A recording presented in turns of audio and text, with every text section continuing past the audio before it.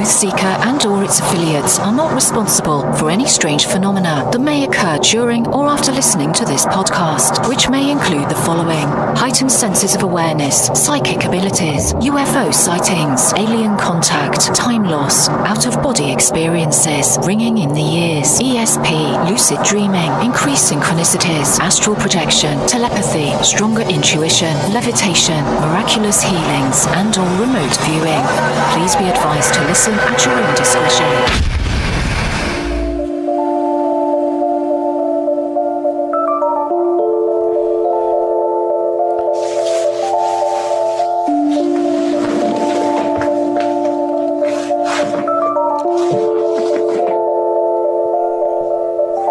Won't you come and take me away?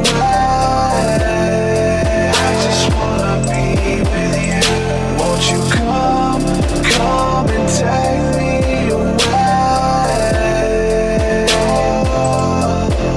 To a place to walk on troubled seas, faith to stand when I don't believe. I just wanna be with you. Won't you come and take me away? I just wanna be with you. Won't you come? You are now locked into the TruthSeekah podcast. Gargoyles, psychics, everything's ungodly. Dark savage. Streaming live at TruthSeekah.com. She's not a Christian. Give it up, y'all. Your portal to the paranormal, esoteric, and all things spiritual. She's tampering in dark-sided stuff. And now, your host, TruthSeekah. Yo, what's up, ladies and gentlemen? I'm your host, TruthSeekah. This is the TruthSeekah podcast. And I'm excited to be here with you guys again. This is the second show for today. Got a lot of interesting conversations lined up for you guys, man. Some really cool people that have reached out to me. Some people I've reached out to them. We're closing in on 100 episodes, man. I'm almost at my 100th episode.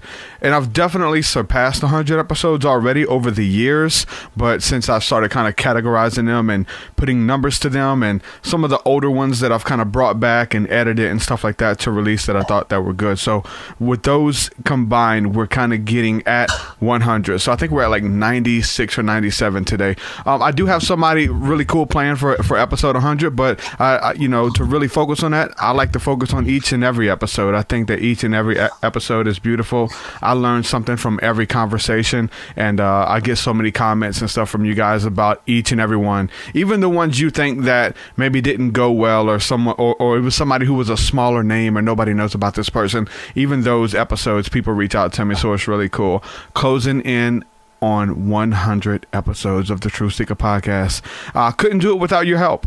So I want to say a huge thank you to everybody who's supporting my work at patreon.com.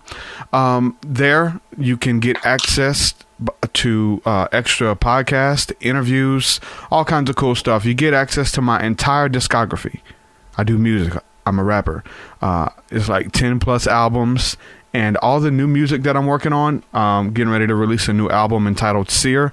That music is already up on Patreon. As soon as I'm done with the song, I upload it there. So people are always inboxing me, asking me, when am I working on new music and when is it coming out? And I have to point you to Patreon. Like, that's the way to support independent artists and people who are creating independent media. So if you like this podcast, if you like my music and you want to support any level of giving, you can head on over there, and anywhere from $1, $5, $10, whatever you're able to do, man, it would mean so much. So this podcast is free to consume, but it's not free to create. So patreon.com/TruthSeekah. You also get access to the School of the Mystics. Yes, that's something that we do every Thursday night. That's our community. This is something that we've kind of been starting it out where we're just kind of meeting each other, where the podcast is like turning into a community where people are just listening to this show religiously. Like, this is their church, this is their mosque, this is their place of fellowship. So you get to link in with like-minded people, and I'm there in the midst, in the chat, and leading that whole thing, and we've been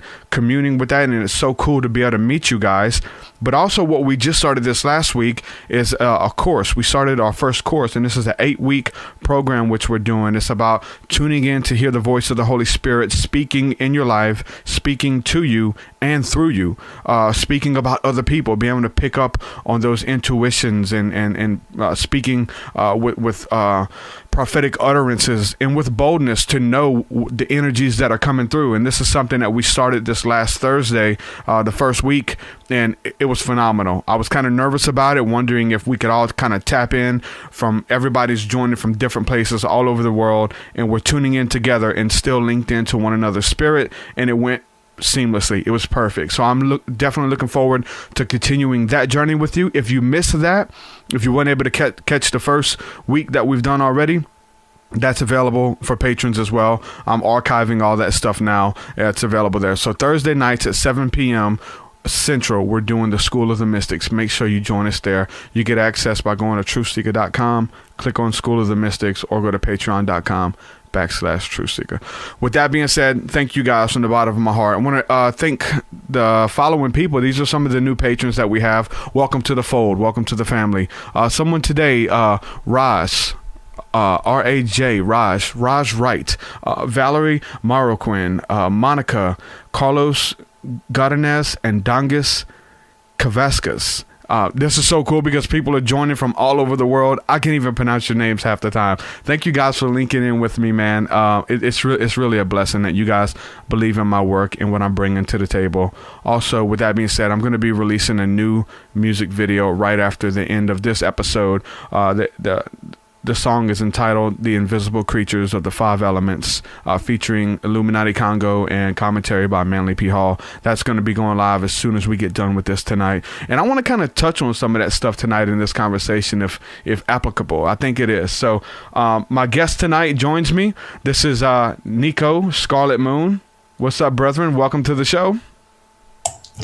It's nice to finally be here. Actually, I've been kind of waiting for this with you. I mean, you and I have been aware of each other for a while. You know, it's been a couple of years. You know, I've been kind of orbiting each other. I don't think a lot of people know that, though. Yeah, we've been trying to make this happen for a while. And we've talked over the phone. We've talked over Facebook. We've gotten into these weird Facebook. I don't think me and you have got into Facebook debates, but you were mentioning even some of the people who are like following your work and what you're doing. Some of them could be like really dogmatic. And definitely some people that I'm linked in with, dealing with Christianity and still kind of like my way or the highway type mentality. They can be dogmatic as well. So those kind of debates and jabs and things like that have taken place on my page and then followed over on your page and everybody watching, even people who don't comment. I don't like that stuff, man. I really don't. But I've noticed that some of my friends have tried to take jabs at you about your beliefs and your stances and stuff, and I ended up deleting a lot of those comments and like, let me reach out to you. That's when I hit you up in Messenger. I was like, look, man, we need to build, we need to restore whatever we have here. And we talked on the phone for probably about an hour and a half one night and kind of worked through some things, man. And ever since then, I was looking forward to having you on the show. You're finally here. Not gonna lie, like since that time, I didn't know if you were getting ready for a debate, a religious debate on your standpoints, because I come from a Christian background or what. But be honest, did you think that it was, I kind of talked to you beforehand, but did you think that it was gonna be somewhat of a debate or me attacking your stance or something like that? No, not at all. No, I honestly, no, when it comes to you as an individual, and, you know, one of the things that I would say is that I personally, you know, getting to know you, I'm kind of like, all right, I wouldn't say you would be on the attack. There is something, you know, and I don't even think there's a whole lot of people on, you know, I mean, did I come into this thinking, oh, what are my followers going to think? Are they going to think I'm like a traitor to the cause, or I'm doing something wrong, or are they going to get set off by X, Y, and Z, or whatever? It occurred to me, but then I was like, I don't give a damn. And then there's this other part of me that's kind of like, well, this does open the broader discussion. Yeah. You know, and I think that I bring it up from time to time, just in like posts and even on my own videos, you know. It's not faith and it's not a practice anymore if it's so high maintenance that you need everyone to agree with you and affirm and validate everything you do constantly. Yeah. And whether you want to call it that recently awakened mentality or born again mentality, or something where a person is just kind of like they finally come out of their bubble, or they've come out of a life that was definitely low vibe. There's that weird sort of very delicate phase, I think, kind of like when a butterfly comes out of a chrysalis, right? It's sort of like it's still drying off its wings. It can't do what it takes. It can't fly yet. And it's going to take that, that hour, which is a long time for a butterfly. But I think that if we allow the pressure to only cater to that mentality, we're doing ourselves a disservice, and we're doing the community a disservice. So no, I'm not. I wasn't thinking of being here in that sense. I definitely don't think of you doing that. I think that on some level, you and I have both, however, had instances. I definitely recall a couple of years doing Scarlet Moon. This is coming up on my 5th year anniversary of doing this, and one of the things that I kind of find is that sometimes you get kind of pigeonholed into being like, okay, everyone online, every mystic, everyone who's out there, either preaching or teaching or doing mysticism or practicing magic or anything like that. It's all about that whole, like, you have to somehow be the teacher, the counselor, and the nurse all at the same time. And I'm not a nurse. I'm not even good at being a sponsor. I'm one of those people, like, I'm here to teach, and I'm like a field guide. You got to be out in the field. You got to be working. You got to be practicing. Tell me about something you did. Tell me about something that happened. Tell me about what crazy stuff's going on. We're going to work it out. I'm not really there to be like, I'm not going to sit over your shoulder while you're still reading books, and not doing nothing. So, it all depends on, I think it has to do with where society is shifting now. I think that there's a big pull for more action. It's the difference between being awake and getting out of bed.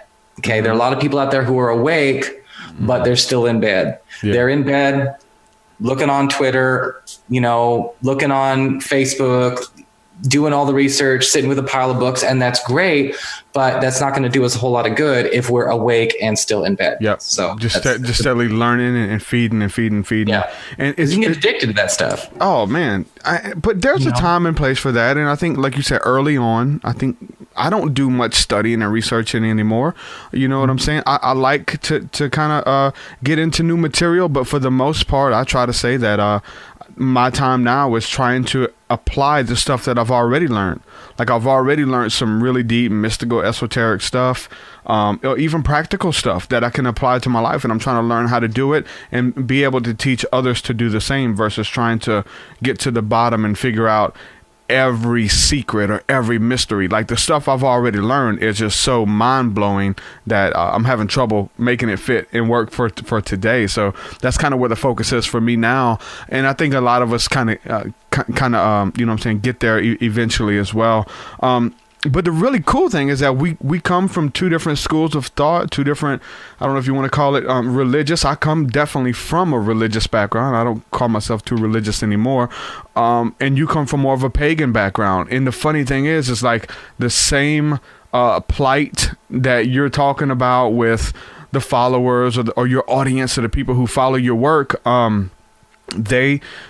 You have this fear of, what if I go here, what are they going to say about me? And you kind of have to move past that. The same thing for me. I have the same things as well. I go on different shows with other belief systems, and the lady I had on earlier, she was in a Islam at one point, and I was trying to tell her I was asking her for some beautiful verses from the Quran. I'm like, I don't know the Quran. I don't know if they're in there, but share them with me if they are, like in a real seeker friendly way, like wanting to know. She wasn't well versed to do that, but that's her background and that's her past.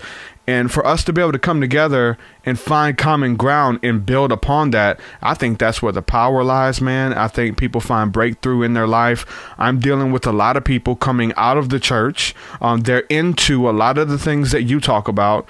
They're into astrology. They're into spirits. Even just like the mystical breakdown that you did the other day on the video regarding the head ties and the head wraps and the spirituality behind that. what draws me to that kind of stuff is there's a little bit of that stuff in the Bible. There's there's little bitty crumbs and stuff, but there's not like this really in-depth belief. Now, if you get into messianic breakdowns or some of the mysticism, you find more there, and it gets into more of the stuff that you're tying into. That's why I like to kind of get people like you on the show that you approach. I think we're talking about the same thing. You just you're coming at it from a different standpoint, and I love it. It's beautiful to me. It's not a threat, and I shouldn't be a threat to anything you're bringing to the table as well. If you have the truth, right? If what you have is really working for you and it's changing lives and helping people, I don't think we should be scared of it at all. Well, I don't think so either. You know, one of the things that, definitely, I think a lot of us gotta look into here is that at the end of the day, truth is beyond, what we decide as 3D incarnate, not fully here. Because the way I describe it is we're in like a game right now, right? We're like playing World of Warcraft. Yeah. Like you're just Mario. The real you is the person playing Mario, right? Yeah. So that's how I would look at it. Now, the truth is out there where the player is, not where the character is.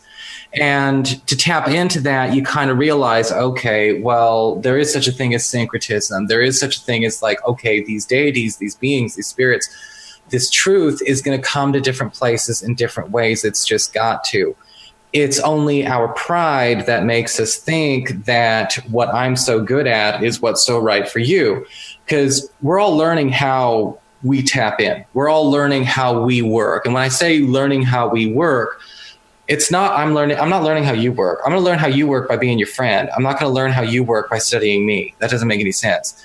But by learning how I work, I can be a more effective, practitioner, an effective witch, an effective magician. And that's how I like to do it. So I'm learning more about me while doing that. And I'm tapping into my portion of truth. You're doing the same thing. And eventually we are going to connect. Eventually we're going to, those roots are all going to meet at the heart of the tree.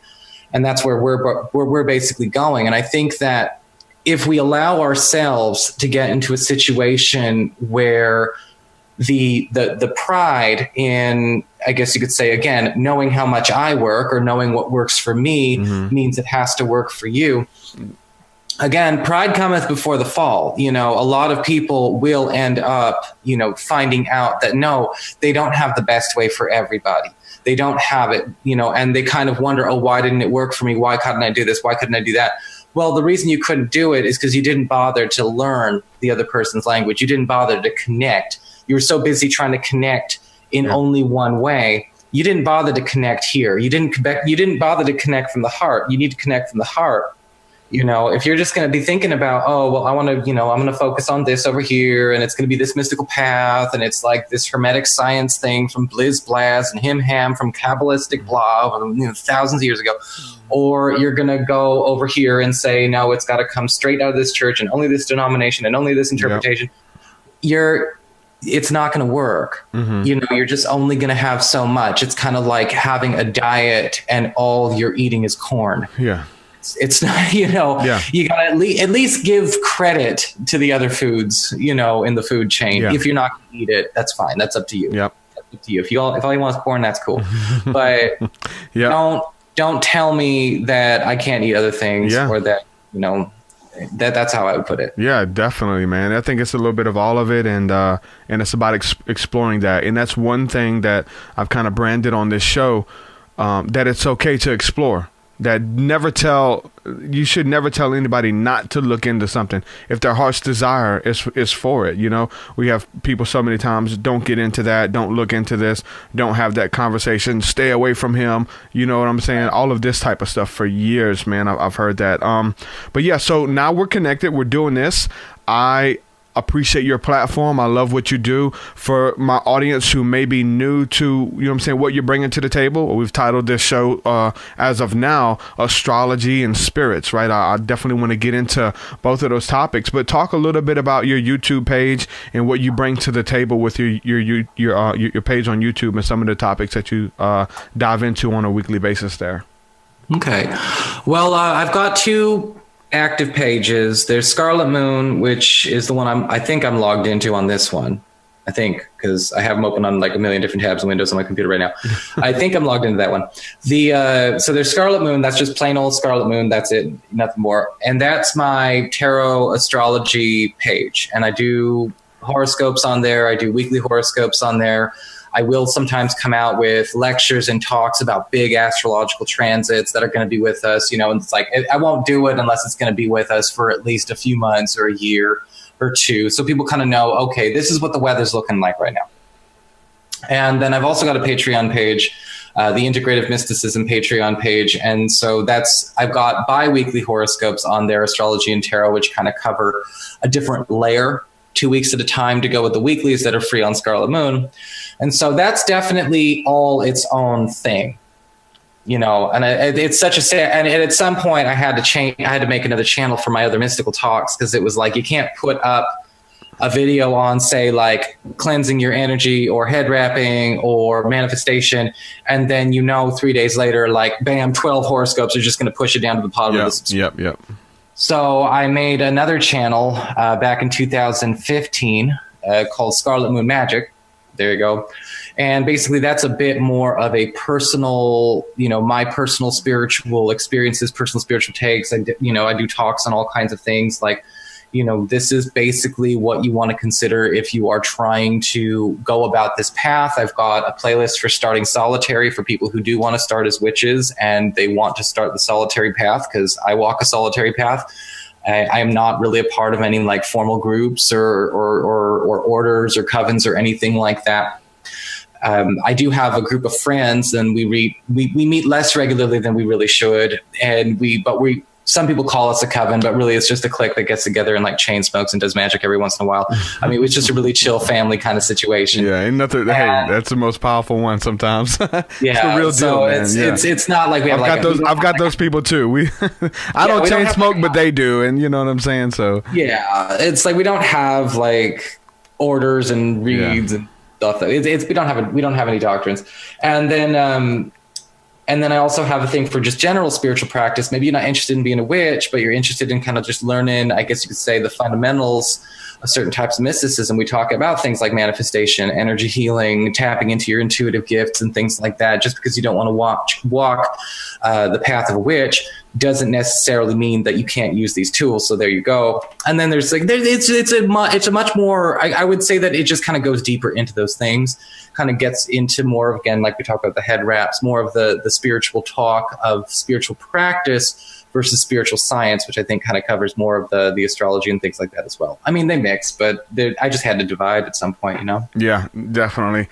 I kind of messed my channel up a long time ago before it got deleted, but I did that. I got into some other things. Somebody mentioned my Celebi. Somebody in the chat. I have a Celebi Pokemon behind me. Somebody mentioned that in the chat. And I started getting into gaming and doing online gaming and streaming and stuff. And I try to do that from my TruthSeekah page. So you get one interview with Jordan Maxwell about the occult and mysticism. And the next video was how to catch a Celebi. Nice. And so yeah, mixing those two together at that time didn't really work, and I lost a huge amount of subscribers, and they didn't get it at all. I got a lot of hate mail, all kinds of crazy stuff by doing that. So yeah, it's definitely, if you're trying to if you're a jack of many trades, to kind of have everything separated or whatever, so you don't kind of mix it all together and all that kind of stuff. I kind of did it more for like I kind of did it more for like visibility, and I'm about to go down that geek road too myself. Start a different page. I'm thinking about doing it as on Scarlet Moon Magic, because it's also kind of like a personal journal. It's a personal vlog. That's what I was telling people, and they didn't want to hear it. I was like, look, this is the TruthSeekah page. This isn't this isn't Jordan Maxwell's page. This is TruthSeekah. If it's exactly. If it's your business, that's one thing. And, the reason I call it Scarlet Moon Magic, because everyone always asks me. They always ask me, it's like, Nico, what's your favorite thing to do? Do you like astrology better? Do you like tarot better? I'm like, I like magic better. Magic's my favorite. I I love all three, but Magic's my favorite. So I thought Scarlet Moon Magic, okay, it's Nico's favorite, it's Nico's thing. That's going to be his personal page. Whatever happens here is going to happen over here. At some point in time, there's probably just going to be a bunch of videos of cats making, getting for the views. But cats we'll see playing the keyboard and stuff. Yeah, cats playing keyboard, cats running around shaking laser pens. Whatever happens. So that's awesome, man. It's what though, the crazy thing for that, it was a huge revelation for me though. Even though maybe like that, the way I was mixing it on that channel, like you said, if it's a business, if it's something that's consistent, you're doing podcasts and then you're doing Pokemon videos. That was kind of a crazy contrast, but the thing about that I had to learn was to be okay with who I was, and I didn't have to hide it. I didn't have to hide that I played Pokemon with my family, or that I'm a gamer and I'm very competitive and I love technology and all of this type of stuff. Like versus coming from, I'm just a spiritual teacher, I'm just a spiritual guru who meditates all day and does all that stuff. Yeah, I do that, but not all day. I don't like that. That would be a lie. You know what I'm saying? Well, what's kind of funny is that when they mentioned that Pokemon, I don't know Pokemon, I don't know Pokemon at all, but I do know some anime, and I thought they were talking about the color scheme on this, and this is actually a gift I got from my cousin. Mm-hmm. He actually drew it for me, and I thought they were referencing my Sashomaru. Wow. Drawing. Well, it's not mine. I didn't draw it. She drew it for me, and I was like, "Holy crap! How did they see it that far away?" I'm like, "And how do they know anime so damn well?" All right, well, that's kind of cool. But no, I mean, you got to own it. You got to own it. And one of the things that I've kind of noticed, is that the more open you are about, you can weave it in. You can weave it in. That's not a big deal at all. It's just a matter of, don't let it dominate. There are people there for certain things, and I think that when it comes to spiritual practice and spiritual anything, people are going to go with either what they resonate with, or at least what they choose to let themselves like. And so I like to give people that choice. I don't want to get up on my horoscopes and, just kind of go. I've seen a lot of people who do horoscopes out there, and I don't know how people retain information of like, here's a weekly horoscope and it goes on for an hour. Yeah. It's like, well, okay, a good chunk of that week is gone, and you're going to come back and watch this for an hour, like every day. I didn't want to be that person. And then it also got me thinking about, all right, well, if you're not going to do that, and you also might want to keep in mind that a lot of people are just going to pick and choose what they want to have. So you help people choose by telling people exactly what you're putting where. It's kind of like Starbucks, right? They got like 80,000 different flavors somewhere behind the counter, right? But what do you look when you see on the menu? Yeah. Caramel, mocha, vanilla. You just got to help people kind of see what they're, because if you're coming at this new, or you're just going on the dang, if you're going on the, how do I phrase it? If you're just kind of going online, I mean, it's insane. I mean, if you're brand new to this, I started practicing in 97, 98. Mm-hmm. So we're coming up on, I had my 20-year anniversary of, practicing as a witch this last autumn, actually August, September. So I was already, I kind of matured. I was of that last group to come into, spiritual practice and mysticism without the internet, being mainstream. And, I was 13. So it's different, 12, 13. So it's a bit different now. And I think that, for me back then, it was very easy for me to kind of be like, okay, this is what I'm focusing on. I got choices. I can explore if I want, but I'm going to be able to actually have that kind of controlled environment. You come online nowadays and it's like, you're just bombarded with a whole bunch of crap. You're feeling crazy. You may accidentally go with somebody who's crazy. You don't know who's there to trust. Oh man. Cult leaders galore, man. Well, and it's not just cult leaders. Sometimes it's the blind leading the blind. Sometimes it turns into a cult leader. They don't mean to be, but you're following them and their dogmas and their belief. Next thing you know, you're arguing with people on Facebook about your dogma that you learned from TruthSeekah or somebody else. You know what I'm saying? Or my least favorite. It's kind of like you've got these low functioning, kind of like very mentally disturbed people. Mm-hmm. Yeah, masquerading as these. I'm just too good to be here. And you get people who just eat out of the palm of their hand. Yeah. They're masquerading as like, well, I'm just, beyond your perception. We're not on the same damn frequency. Yeah. And it's like, no, dude, you're batshit crazy. Yeah. And, you've got somebody who probably is looking for some healing or some help. And all you're doing is spinning them round and round and round. And all of a sudden, you're taking tinfoil hat to a new level. So I think that, what we need to do in our community, to help people in this sense is to kind of get away from, okay, well, what is the expectation? What is safe, right? What is safe? Now, I've never hid the fact that I was a witch or gay or anything like that from any of my followers. So nobody's ever really shocked by anything I do. But I think that for a lot of new people, you have this sort of expectation of, okay, what is safe? And I call it the secret effect. Okay, everyone get ready to get offended here. I don't know who I'm talking to. Your people in mind. What am I about to say? All right, I call it the secret effect, as in I blame the secret, like the book and the film that got published. Here we go. Because that made something safe. It gave you a lot of watered down information. It's good information to start with, but it's not the place to stop. And that's what happened. It was safe to start and stop there with this law of attraction, the secret. And, that was a big thing. And when you kind of look at the era, it makes sense. It was almost like, the way I would describe it, it'd be like if you took a hermetic scientist and turned it into a prosperity gospel. Exactly. It was like a mix of both of it. And you had this situation where, and again, I kind of feel like 2007 to probably just about 2 years ago was kind of like the 1980s. So everything was kind of getting yuppified, and everything was getting all yuppie again. And I kind of feel like that's what happened. Marianne Williamson. Yeah. It's, so you kind of have this situation where people are looking for what is safe, but also what is market acceptable. Yeah. And I've had a lot of collaborations with people who were, mystics, who were big into meditation, big into Buddhism, big into witchcraft, big into the New Age movement. And they were always so focused on how do we play it safe by the market to make our coin. Yeah. And I'm kind of like, I think that maybe the problem is when you follow a trend, you've already given yourself an expiration date. You've already given yourself a shorter expiration date than it's the opposite of food. When it comes to this kind of thing, the more organic it is, the longer it lasts. Yeah.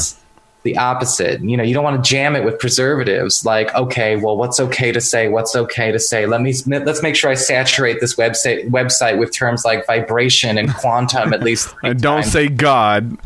And don't say don't say universe God. or universe or essence or prayer. No, we're gonna work with angels, but we're not going to use the God word. Yeah. And we're going to ascended masters, but not Jesus, even though he is an ascended. Yeah, ascended masters, but not Jesus. Or my favorite, people who don't like to use when I say spell, I like to say spell. I cast spells. That's what I do. I'm a witch. That's what you do. And there's people like, well, I don't do spells. I'm like, well, what do I do? So I'm like, well, what do you do? And it's like, well, in a sacred space, I actually, mindfully and with intention arrange certain items and energies to create a certain type of frequency in order to manifest a change in the world I want to see. And I said, I said spell, and we saved a hell of a lot of time, because that's exactly what that is. Yeah.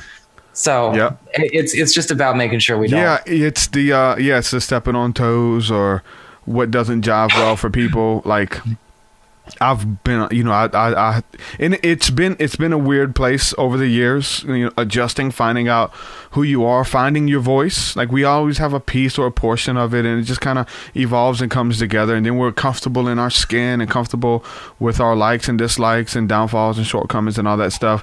But I have an eclectic following or even Facebook page or whatever over the years where I could post something and it, I have the Christians, I have the New Agers, I have the witches, I have the occult people, then I have the atheists, then I have the Hindus. Like all of these people, and whatever you post or whatever you share is going to piss one of them off. Like one portion of those people are going to love it, but the other half, they're not going to get anything from it. And they're going to be combative and things like that. We have to deal with that. That was a weird place of and it's still like that. Like those thoughts still kind of go through my mind sometimes, but I have to You can't let it influence the way that, let me not say God, let me not say Jesus. Even in the Christian circles, they'll be where they'll say Yeshua or use different names to not say that word because it turns people off or whatever the case is. I go on New Age shows. I say God. I talk about Jesus or just my story. And I'll hear the hosts huff and puff under their breath and snicker and stuff. And I'm like, man, I'm your guest. And you're like laughing at me under your breath and stuff and making faces while which is complete BS, honestly, which is complete BS. Yeah. And I think that, it's kind of one of those things we have to be able to auto translate, if for some reason it just doesn't work for you. Now, for me, I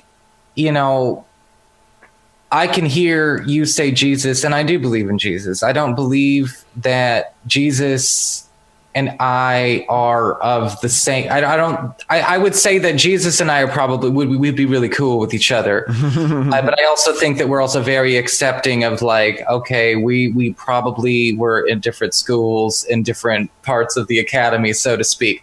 And I think that's okay. It's okay to be different. There is no all encompassing. And anyone who says things like, oh, I don't want you to bring this into it. Check your issues at the door if you're really going to take this seriously. No, I'm serious. You cannot. We talked about this before we went live, man. 100%. Yeah, you can't cross contaminate your intentions. Yeah, you cannot. Are you here because you're on a spiritual journey and you're trying to find out the truth about who you really are and become a more effective co-creator and work in the universe and tap into your higher spiritual source, or is this just like about a twin flame, a lottery ticket, and your healing journey?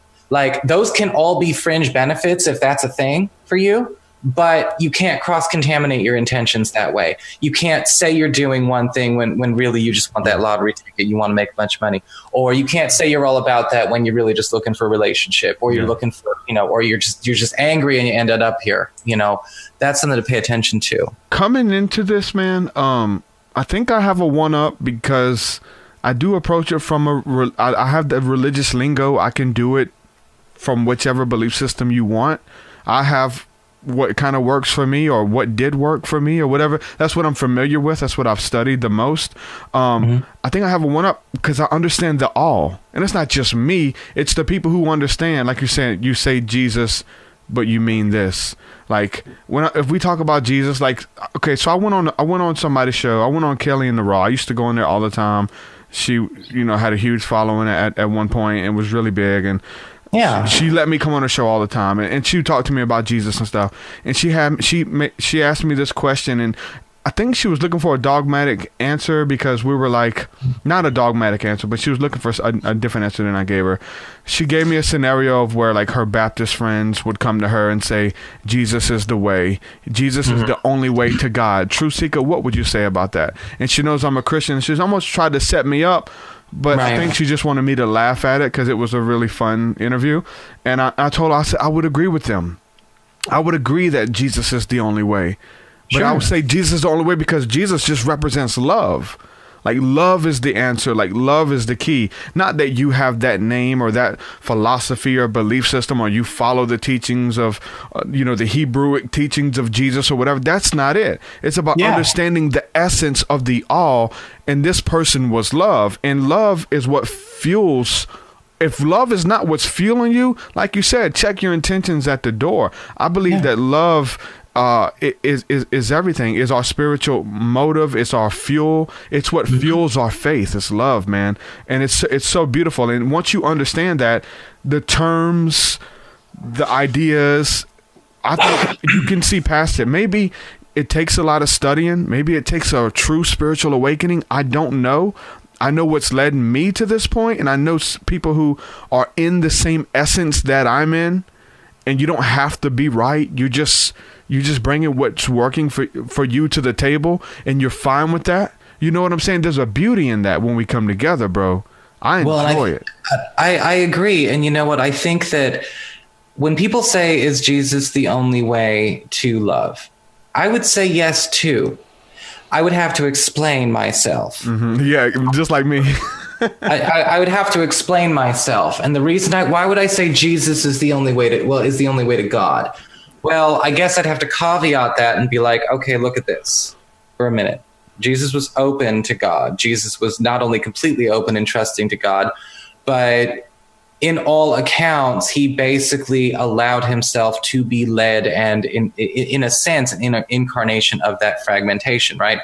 So to me, and this is where I think I have some issues with a lot of, I say quote unquote Christians, because if Jesus is the only way to God, it's because Jesus was doing that, not because Jesus was Jesus. Okay. So if you're going to be like Jesus, you're going to be open and allow yourself to inhabit and embody all of that. And you're going to work on emulating Jesus, not following Jesus. this whole shepherd sheep crap, that is man-made. And a lot of people are coming and looking for a new shepherd when they come into this community. And the first thing you got to do is be like, no, you don't need a damn shepherd. I mean, that's a big deal.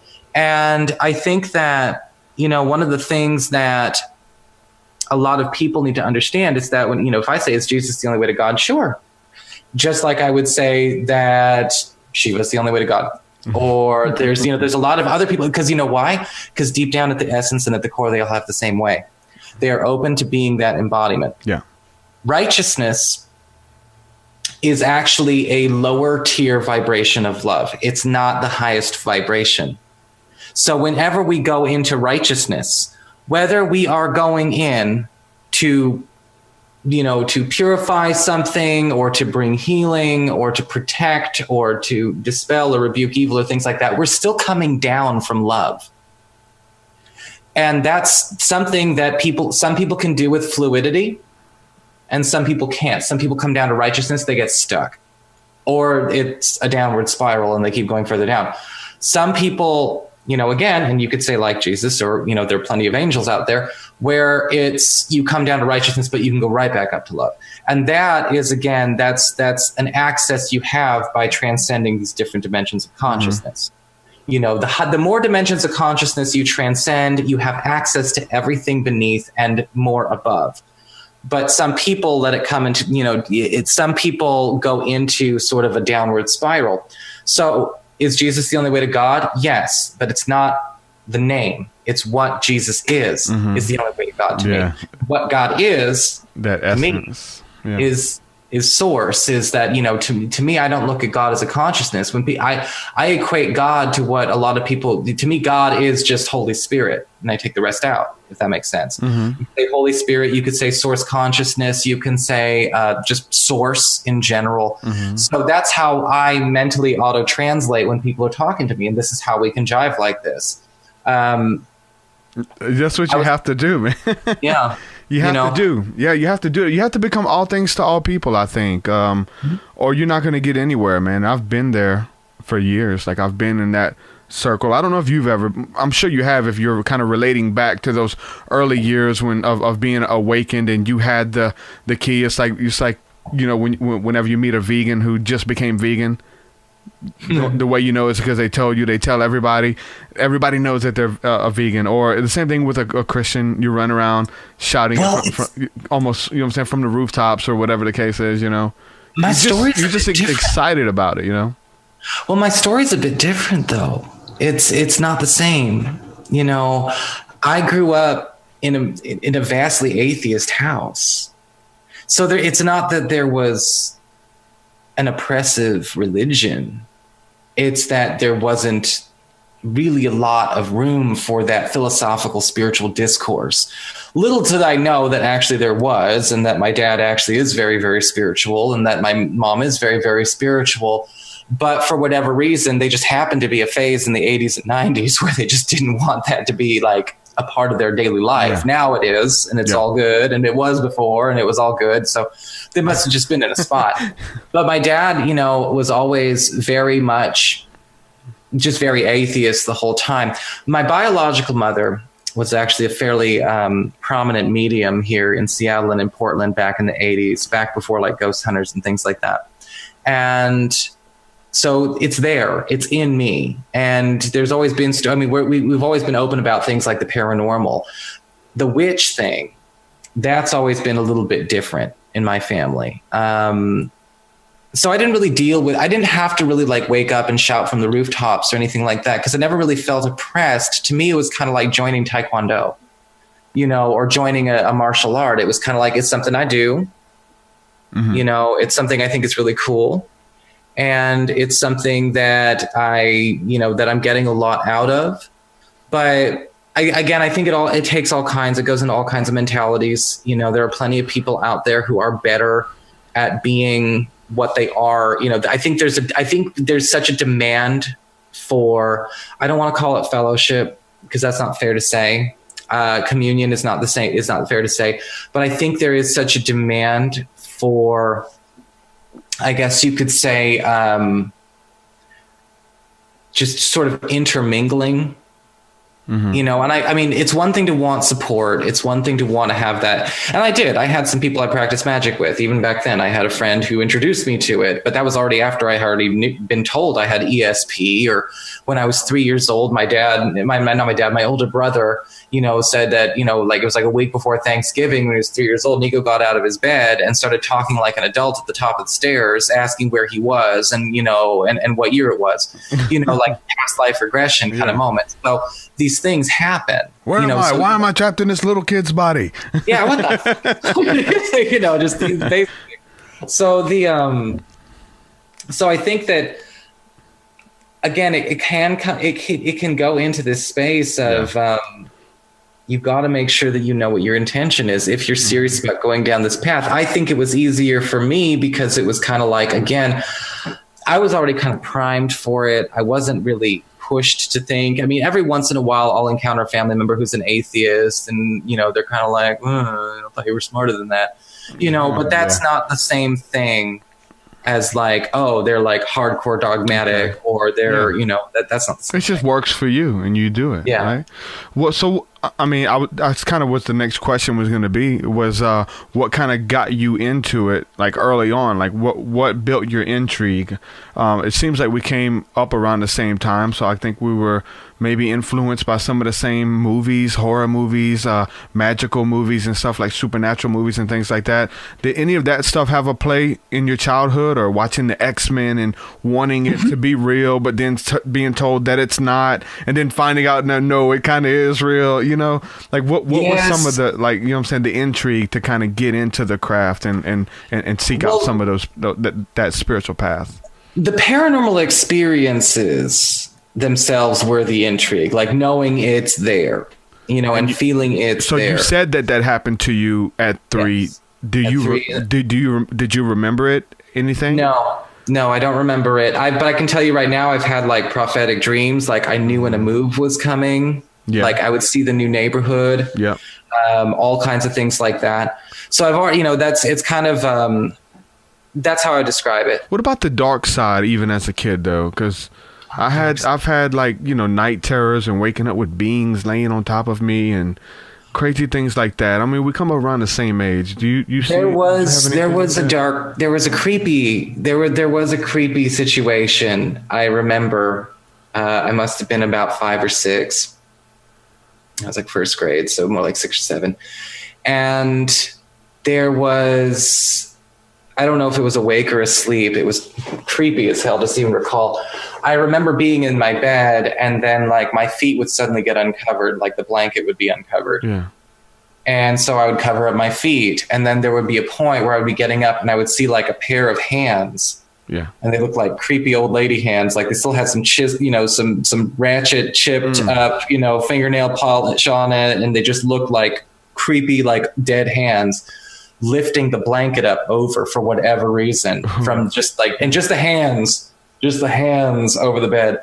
I don't know if that's kind of I don't think it's the same thing as a hag attack, but it's pretty some kind weird. Of form. Yeah. It's some kind of messed up thing. My younger brother used to see like monsters and things like that as well. I've I'll be honest, I've never really been gifted with a whole lot of sight. I can hear things. I can feel things. I know when a fight's about to start. Yeah. You can feel the vibration shift and things like that. Well, I can smell energy, which is really weird. It's not, because people always say, oh, they want to say clairvoyance or, you want to work on your ability to see and visualize and all that. And for me, it's like clairalience and clairaudience are my things, hearing things and smelling things. Yeah. I've always heard if there was a spirit or if there was like a psychic attack or something, I'm terming it now. I wouldn't have termed it this way before.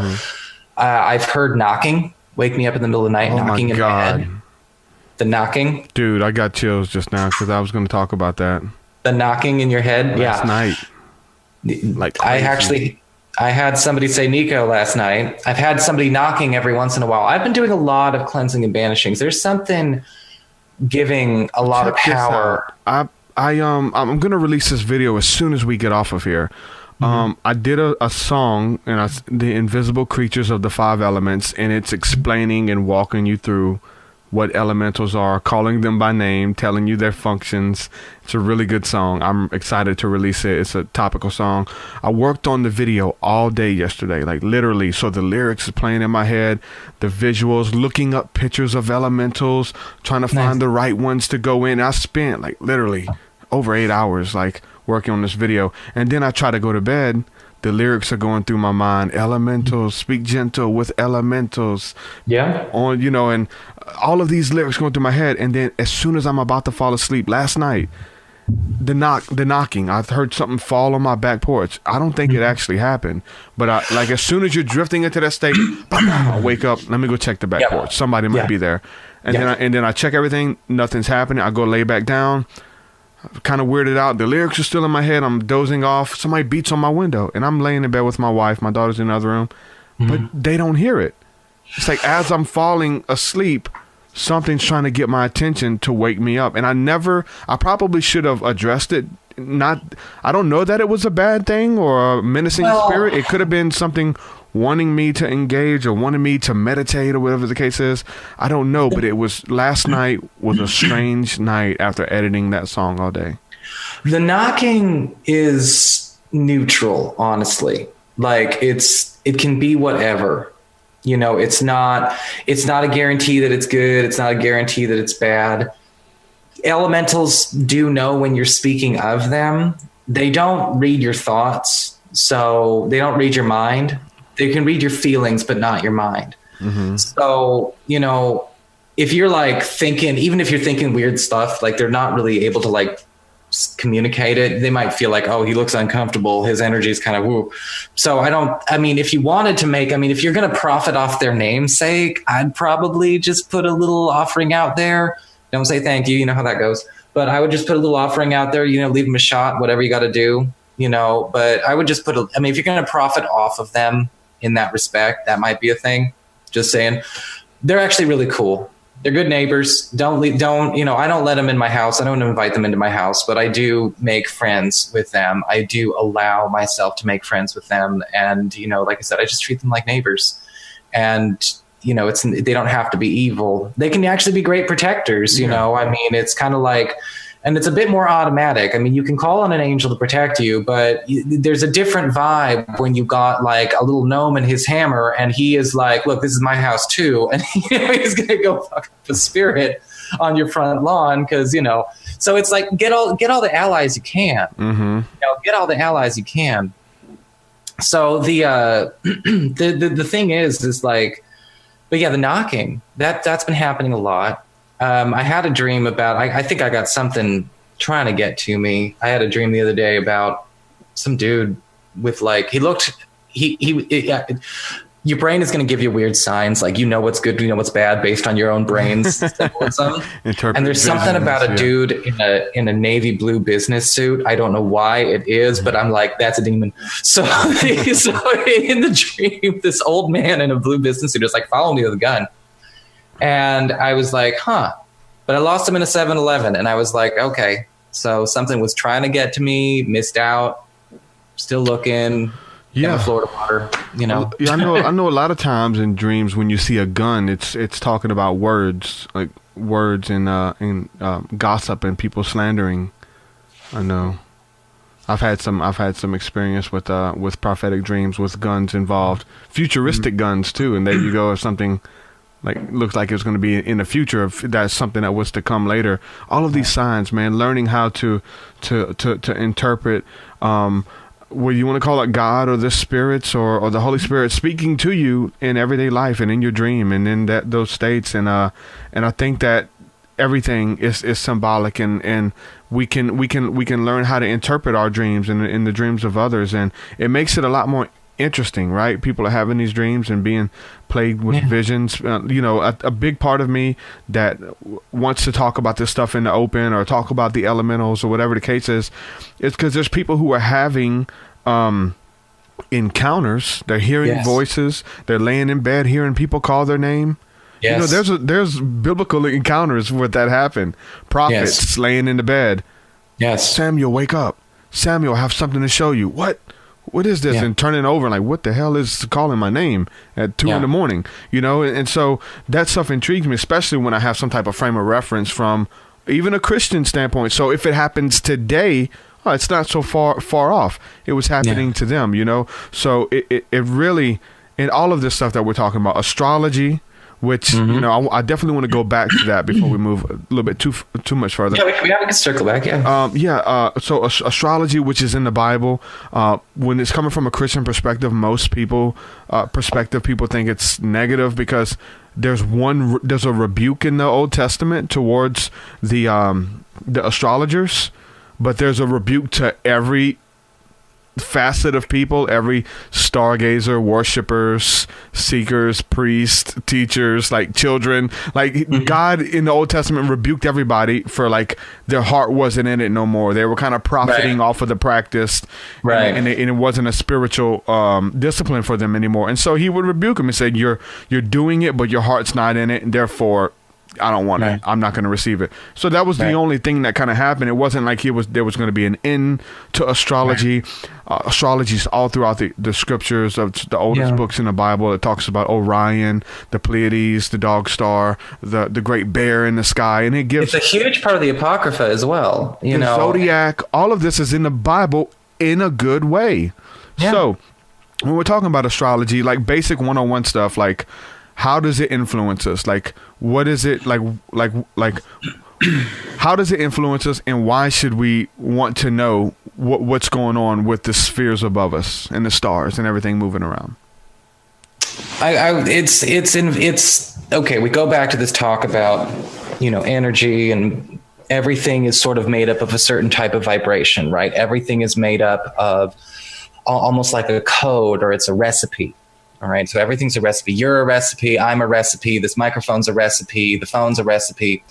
And what it does is basically, when you talk about a recipe, well, a recipe can be subject to change, or it changes a certain thing because, if you put too much, baking soda in one thing, it's going to mess it up. Whereas another one's going to need a whole lot more. Right. Yeah. So we already go through that in our lives. When we have all of those things around us changing vibrations all the time. Color changes vibration. We know candles do, incense, herbs, crystals.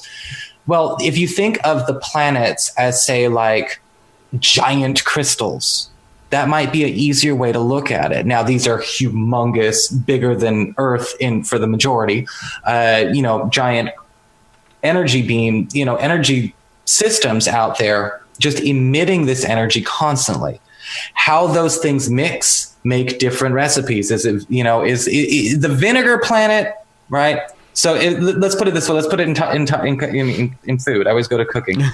So, all right. Say there's like a vinegar planet. All right, the balsamic vinegar planet. And then there's the olive oil planet. Those together are going to make a really, that's going to be good. We like dipping our bread in that. We know they make good salad dressing, all of that kind of stuff, right? So that's actually a good harmonious connection. And that's going to create a good harmonious connection or good harmonious mix of energy going into a certain part of your life. It could be your love life. It could be your health. It could be travel. Now, there could be a baking soda planet. Okay, vinegar and baking soda, that's going to just make a damn mess. So if that's going on, that's going to happen elsewhere. Does that make sense? Mm-hmm. And so what's going to happen is that if we look at these things as recipes and archetypes of certain things, we can see how everything is a balance of these elements and all of these vibrations as well. So, there is the, there's the energy that is of Venus. Okay. So that's always akin to it's magnetism, it's attraction. Yes, we always call it love, but it's also favor, popularity, and to some degree it can rule money. So you think about how Venus would interact in a certain area of your chart. Well, if Venus brings that energy to your 5th house of love, well, you're going to be noticing you're magnetizing more romance into your life. If it goes into your 10th house of career, you're going to be becoming more popular, right? You're going to be becoming more popular at the job. You're going to be more popular with your boss. You're going to be noticing you're making more money. So all of these things in combination, this is what I was kind of prepping for, because I was like, well, maybe we should put it into sort of a Christian sort of, get down, into more of a Christian sort of a comparison. Do not go up there. Oh my God. For those of you guys who are listening to the podcast, and his cat just climbed up the back of his chair and was about to probably crawl to the roof or something. He's going to try and jump on a very thin bookshelf and knock over everything. And I got crystals and statues and mirrors and stuff. So I was just kind of like, he never does that. So, okay. So let's put it back in terms of Christian mysticism when we think about that. To me, now astrology is not the why, but it's the how of things in the universe. I hate it when people ask me, why is this thing happening? Why did this job not work out? What is the meaning? What is the spiritual meaning? And I said, shit happens.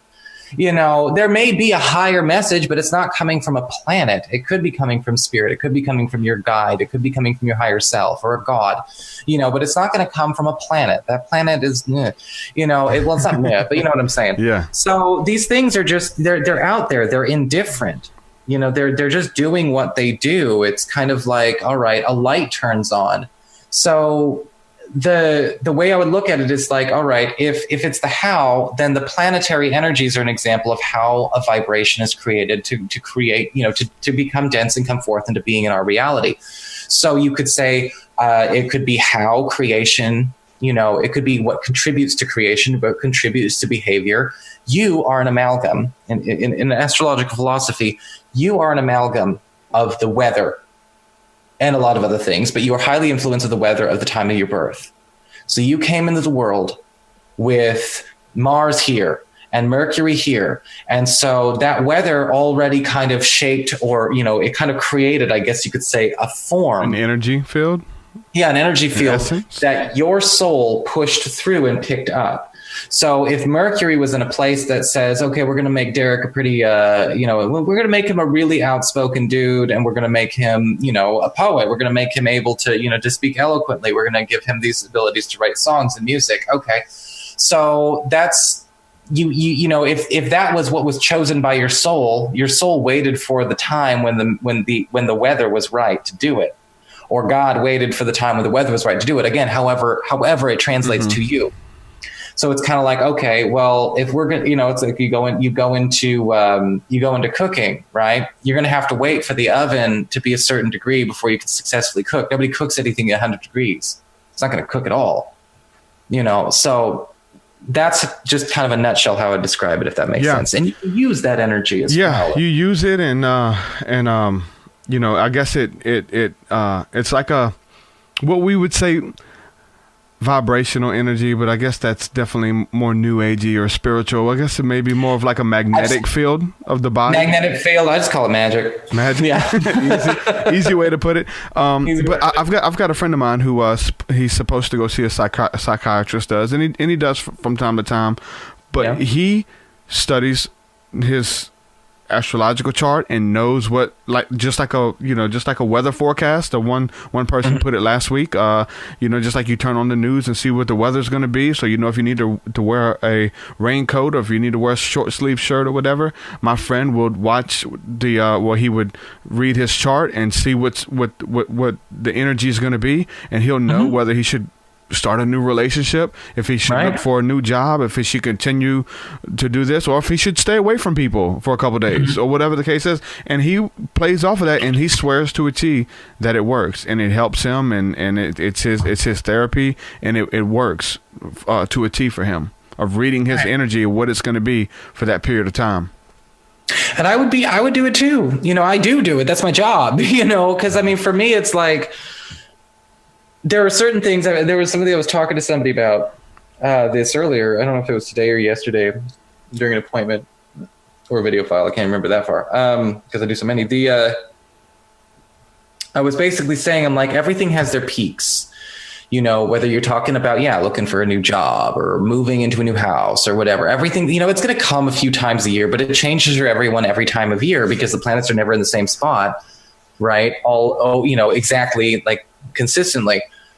And we were talking about a relationship. And I think what I was saying to them was, okay, look, this is when you're most likely going to, get involved in an exclusive monogamous relationship. It looks like I'm being shown the culmination of this effort. Now, you could meet somebody beforehand, but my advice to you is to remember that if it's this far out, right, if you're going to go out and meet somebody, before this window period happens, you may have to wait for that energy to build between the two of y'all, so don't be surprised if that happens. Now, I do believe we all have free will, but there's only so much our free will, it means we also have the free will to make smart choices and bad choices.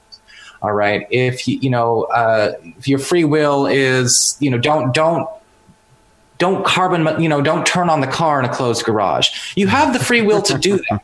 Yeah, you do, but you probably shouldn't. Mm-hmm. Right. So when I think of like astrology or I think of magic, I think of the energy weather. I'm not going to go and fight a planet on this thing. I don't think I should. I could, if I need to protect myself, create some higher energies to sort of like, okay, there's some crappy going on in the sky the next 3 days. Let's just hold it down. Yeah. That's no different than getting an umbrella. That's cool. But I'm not going to say an umbrella is going to protect me in a hurricane. So, exactly. It's time to get on my bike. Yeah. So there's some things that you could do that's practical where you don't just have to play the victim and blame the planets. Well, Mercury's in retrograde. Everything's going to hell for this week or whatever the case is.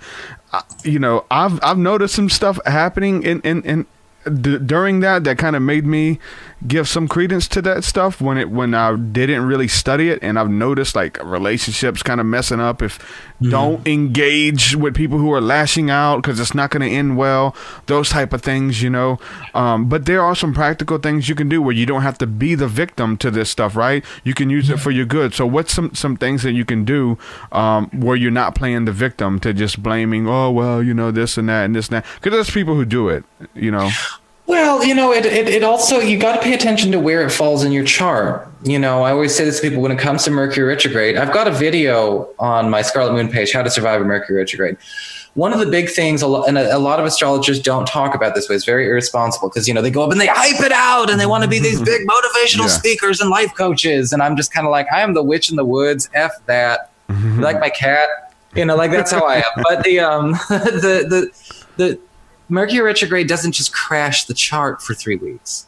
That's not what happens. It depends on where it is in your chart, what it's doing to planets in your chart, if it's doing anything at all. It could be in a perfectly benign spot. And there are some areas of Mercury retrograde where it's actually really good. So the first thing you got to look into is first, I need to know what my chart really looks like. Okay. Your sun sign, that's not good enough. You need to know either when you were, what time of day you were born. Okay. You need to know what time of day you were born or, get it reconciled somehow. Do your research, look at your birth certificate, call somebody, because your ascendant, that's going to be the start of your whole chart, right? The start of how your personal houses work. So say you have now Mercury retrograde, everyone's like, oh, communications are going to go badly. Don't drive anywhere, hunker down and pray for daylight. No, you would. If Mercury retrograde, there's something in a good spot. Mercury retrograde in the 8th house, that's a damn good spot. Everyone who ever owed you money is going to start giving it back. It's time to collect.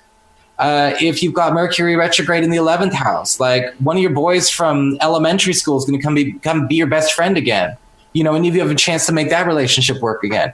That's cool. Mercury retrograde in the 5th house of love. Okay, yeah, don't be official with anybody, but if there is somebody, there's an old crush or someone you want to try something again with, you can.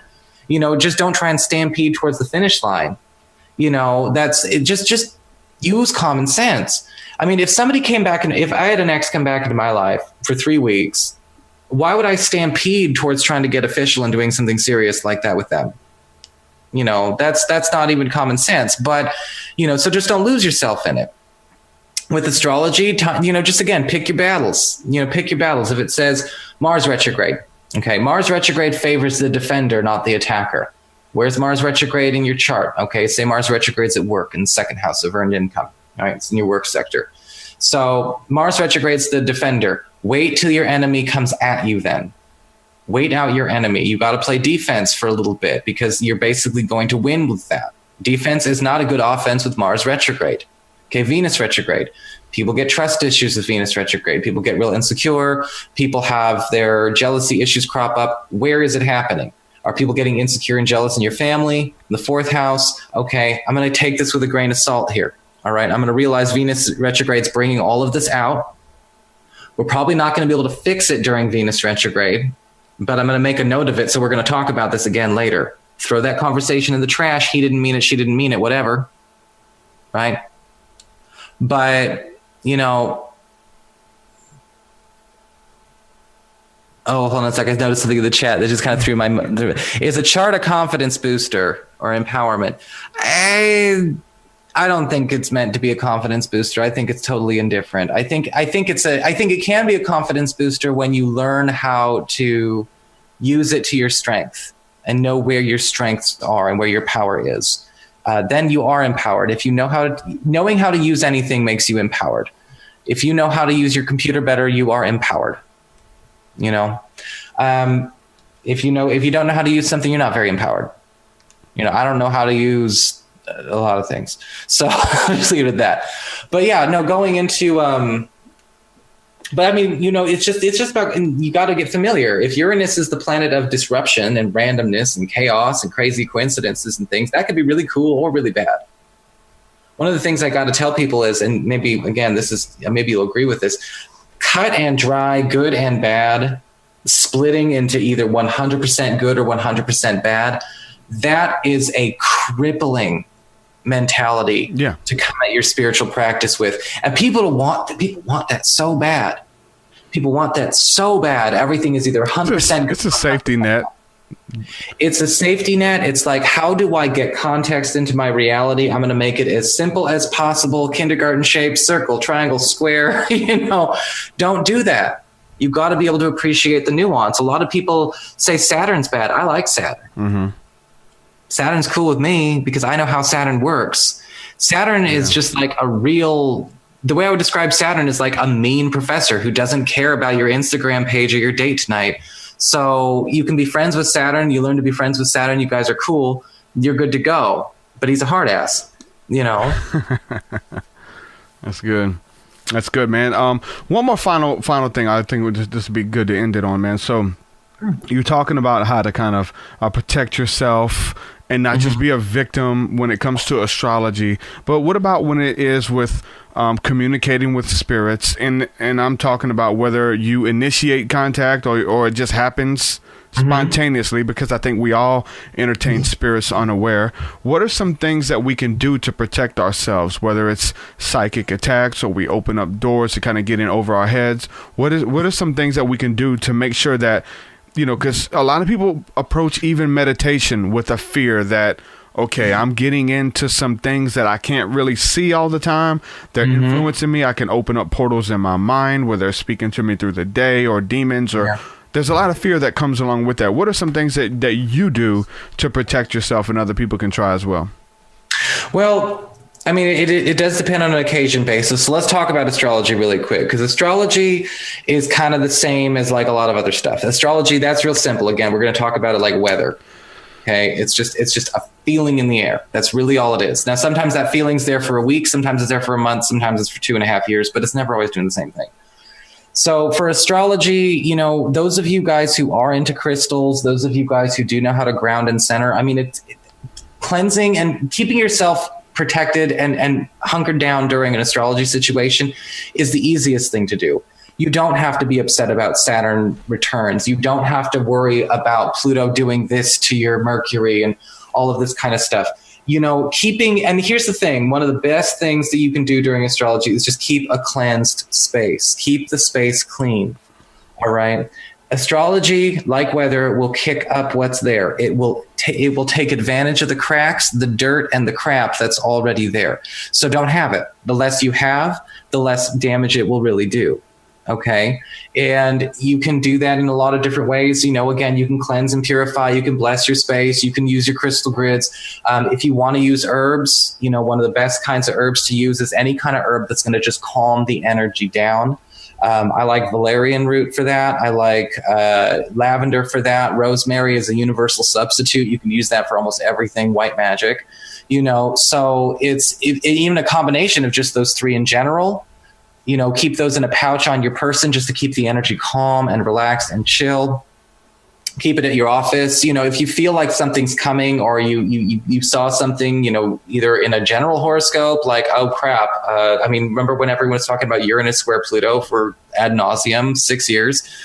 If something like that comes up again, if you're concerned about that, anything to calm things down. Essential oils are good if you are using them magically. I don't want to get into the topic. I'm going to piss some people off if I talk about medicinal essential oils right now. So I'm talking about it only from a magical sense. So, any kind of blend, again, things that calm stuff down. Because what it's going to do is it's going to slow down that energy. It's going to do like a windbreak. Okay, it's going to windbreak that energy. So it's not hitting you like a punch in the face. It's going to feel more like a breeze. So you want to slow that down, right? Or at least ground it. If you can't slow it down, ground it. Get some juniper, get some patchouli, get some real heavy grounding types of herbs and oils in there. That will also work out very nicely because it's going to be affected by that. Think of it as a wave. Again, it's going to kick up everything that's already there. Now, it's just like if you were out on a boat, right? Like you were on a fishing boat and you were going to be there overnight and you found out there was going to be a storm. Well, if you leave all your crap on the deck, you're going to lose it. If you leave everything out, if you're hanging out there, if you know there's a storm coming and you and your girlfriend sleep out there overnight like idiots, yeah, you're probably going to get thrown overboard. You just got to take the precautions, take your time, and just, do all of that. And honestly, when it comes to, getting that, just keeping that calm and clear, it's not going to hit you the way it's going to hit the next guy. Spirits are different. I didn't mean to talk so fast. The only reason I did, because I was like, we're going to talk more about spirits and I don't know how much time y'all have. So spirits, I got to try not to get too technical because I know we're kind of just doing this as a chat. Mm-hmm. But, I just put up that video recently about dealing with a guy who I wouldn't call him possessed, but he was practically, he was almost at possessed. Oppressed, definitely. Oppressed, yes. He was sharing his spiritual space with another entity. And the interesting thing about that is that I kind of get the suspicion that he was okay with it. Like he was kind of seduced by it. Yeah. Because that's sometimes what some spirits will do. They'll come in and they'll kind of seduce you into letting them occupy that space. And, he'll come to you and he'll say like, dude, I'll be here. I'll be like your big brother. I'll be your guardian angel. Just let me stay, or whatever is going on. Right. So you'll get seduced. You get tempted into that. And so in that situation, the best way to protect yourself is to not be afraid to, again, sort of, fight back a little bit. Now, I'm not talking about fighting your friend, again, when you're dealing with somebody who is, possessed or oppressed, your enemy isn't them. Your enemy is the creature who's taken them, right? Or is trying to take over them. And even if they're letting them, right? Because some people are just so depressed. I mean, spirits will take advantage of trauma, health crises, layoffs, divorce, whatever, right? So, one of the things you got to deal with those, you got to be prepared. Like you're not going to be able to be as close to that person as you were, Now, luckily I was in a situation where I could just kind of get in, get out and not have to deal with the aftermath. Right. But you can't really let yourself try and open up. You can't do that. Hold on. Let me hold space for you and give you love and light and all of that. You can't do that alone. You can't do that alone because you're just basically creating a breeding ground for more of that negativity. You've got to learn how to quarantine. Okay. One of the hardest things to do is to get a spirit to go once it's taken root. whether it's oppressing, haunting, possessing, however you want to phrase it. One of the hardest things to do is to get it to go and to banish it and get it out of the way. You may clear it and it can come back. You need to learn to quarantine, almost like an infestation. If you create an environment that is inhospitable to it, it will eventually go. And then you can kick it out as many times as you want. People call it starving it sometimes. Like if there's something that you're doing that is almost... In the Christian world, they say giving it legal ground to be there. You have to cut it off and kind of serve it notice and starve it out. If you're doing something, we're talking about gossiping. I mean, there's so many different things that will give this type of spiritual influence legal ground to be there. You're a perfect host. You know what I'm saying? So starving it out is a big thing. The big thing is, well, it's and certain entities will try to evoke emotions, as you know, to get energy from that emotion. Some of them will take advantage of addicts. Yeah, you know, big time. They love drunks. Yeah. You know, they love drunks. They will take advantage of couples. They like sex. You know, they try and take advantage of all of these things. Yeah. And jealousy, trolling, even trolling, rejection, attacks. This person's presence actually, I don't know if we were switching roles or whatever, but I could tell this person was switching between the spirit and the not, you know, and the person. It was very, very strange because they were definitely somehow, this person was totally ignorant of what I was doing there. I mean, the dude basically just thought I was there to cleanse the house, you know, and he was like, oh, it's my girlfriend's creek thing, whatever. I mean, he's spiritual, but he's not like that. I've seen that. Yeah. You're like, well, we can do a clearing on the house, man, but you gotta quit doing this other stuff, bro. Clearing on the house, and you know, I was just like, but it was interesting. Like he seemed to be the most averse to the most holy and blessed and purified of things. It didn't matter what it was. It could be holy water. It could be Florida water. It could be blessed salt. It could be, you know, blessed soil. It could be anything along those lines. It just, the dude just knew. Well, it wasn't the dude, but you know, that entity just knew not to go anywhere near it, which is very, very strange. So we had to set up a quarantine. Okay. Now that didn't mean we locked the guy up. We didn't do anything to him. It's not like I sat over there and, you know, screamed psalms at him and sprayed him with holy water. And I didn't, you know, get into my crazy witch gear and, you know, light a bonfire or do any of that either. But what was basically happening is we set a quarantine. It was basically like, all right, look, we're going to consecrate this house and bless this house and purify it to the space to such a state that you know, it'd be almost like a bacteria dying on a dry surface. Make if this entity uninhabitable. This is uninhabitable to you. You can get the hell out. And the thing is that even though the entity is not haunting the house, it's, you know, it's oppressing the person, you know, and the girlfriend and the roommate and everything. Because the person is the house, essentially, right? Well, they are and they're not. There's a good rule of thumb here. And I told her this as well, you know, blood magic is the most powerful magic. And blood, when you say the person is the house, very important. Blood is a powerful influence when it comes to revoking, I guess you could say, sometimes legality over things if a person will not give it up themselves in this situation. So I said, okay, you need to find a relative, a blood relative of yours or his. If they are open to this, will have the power to revoke legality. Oh, no, I didn't say legality. I'm just, you know, auto-translating now. But blood magic will break that bond. So I'm like, do you got anybody, mother, father, brother, cousin, whatever, you know, get somebody in here, you know, because this is your place too, but you need to outvote this person. And the outvoting with power of blood is going to be what kicks this thing out, especially since it's like, okay, you're eclectic and she's kind of new. She wasn't really strong in her faith. He did not seem all that strong in his faith. You know, there wasn't a whole lot of power kind of circulating there. So I'm like, look, I'm going to hold this up and this is going to be here for like a month. So you got a month to, you know, finish the job, you know, you've got a month to put the finishing touches on. Now, your boyfriend's probably not going to want to come home a lot. Okay. Or he's not going to want to spend a lot of time in the house. You're probably going to want to eat out a lot of time. You're probably going to be, you know, and it's not really a boyfriend. You got to remember that, but he's going to be kind of avoidant. If you start to feel drained, if your girlfriend starts to feel drained, whatever, just go into another room and shut the door. It's just that door is going to be your knife, for the next month. So how do we alienate the entity?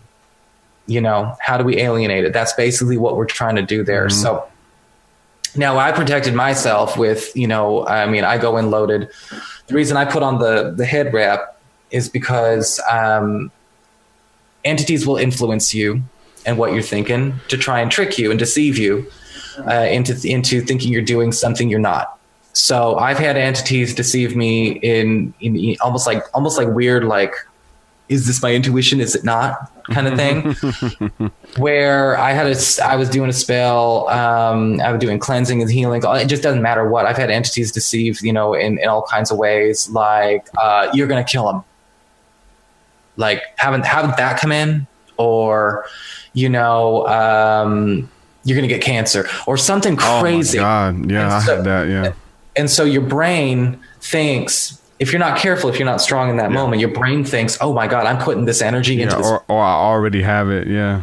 Yeah, I already have it. Am I manifesting it by doing this right now? Is the spirit, or is God, or is the energy I'm putting into this a resonance for that? No, ignore that whisper.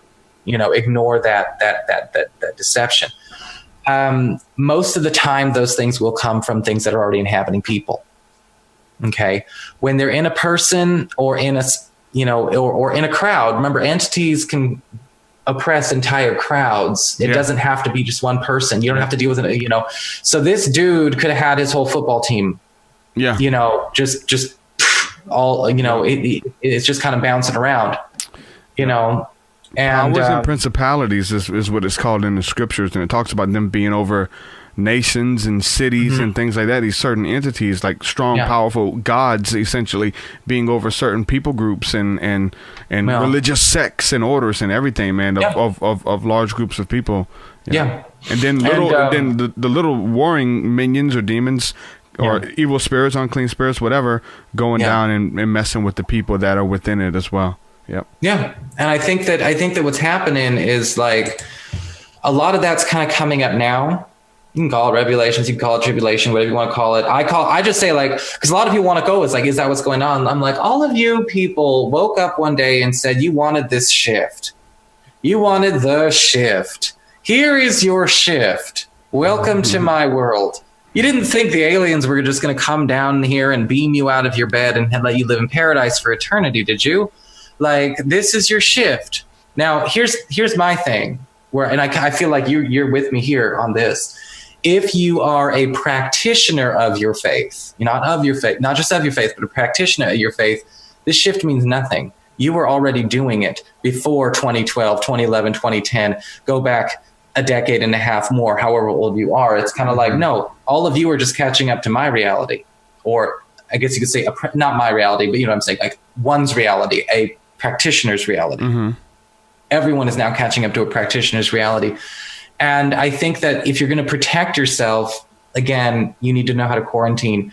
The first thing y'all need to do is learn how to bless and consecrate any kind of space. I don't care to who. That's not my job. We're not going to, if you're going to learn to do it to an angel, if you're going to do it with, with God, with Jesus, any kind of pagan deity, heathen deity, just make sure they're cool and they resonate with you.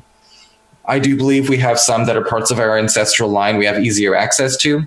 My mother's Scottish, so a lot of Gaelic and Celtic deities, really sink in real well with me. Goddess Bridget, Saint Bridget sinks in real well with me. There are certain things that I think that you can find that you relate to, and you've got to be able to just kind of you have to be okay with. And I like the term, and I think I actually got this from a friend who was who does a Christian mysticism. I like the term. You've got to be solid in your sovereignty. Mm-hmm. That's your most powerful thing. Yes, you can wear crystals, hematite, black tourmaline, onyx, jet. Jet's fabulous, by the way. Of the four, I like jet number one, and then I like the rest all pretty equal. They're all pretty good in their own way for their own fashion. You can wear crystals all you want, but really the more specific an energy signature is, the more powerful it is for your protection. So what's better? Okay, a stone by itself is going to do, it's all good. It's going to do enough. It's going to do something, right? Remember, stones are great for astrology situations and bad weather and just weird, freaky energy in the cosmos. Stones are great for that. That's what stones are for.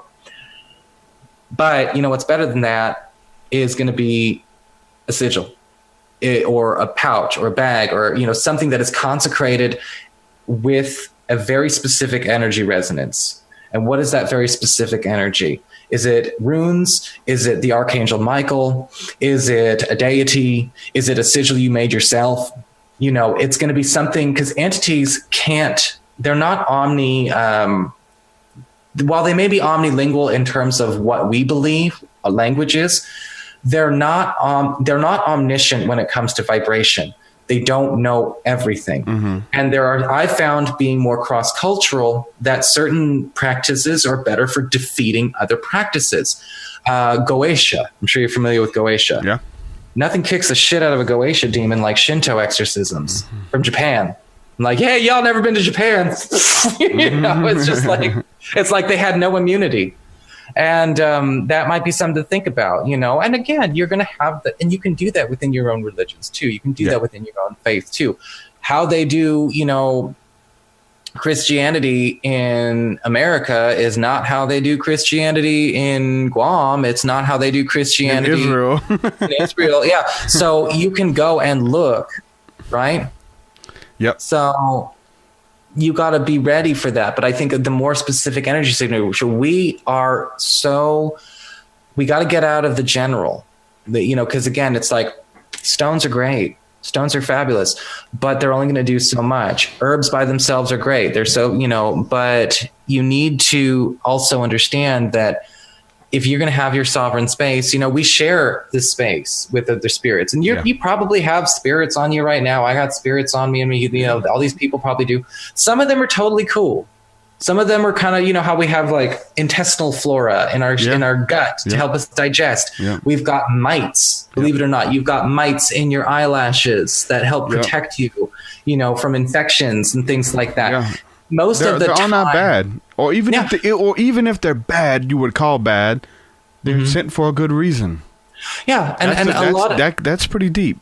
Yeah, and a lot of spirits will say, if you just don't want them, you want to exercise or purge to be clean. That's cool, but sometimes you don't need to worry about it too much. It's when they're starting to oppress. A lot of them will have love for the host and obey the sovereign host, right? And you never know. Maybe you're their ticket to salvation. That's why they're latched onto you. They're like, hey, his vibe is bright. Yeah, I'll keep him. I'll do my best to keep him from getting sick. And we love this, and we're on the same page. So I'm gonna hitch a ride on you. Derek, I'm gonna hitch a ride on him. And if this dude's cool, then I'll try and be a cool dude. And I'll try and protect him or give him a warning or whatever. Mm-hmm. Sometimes that's what happens.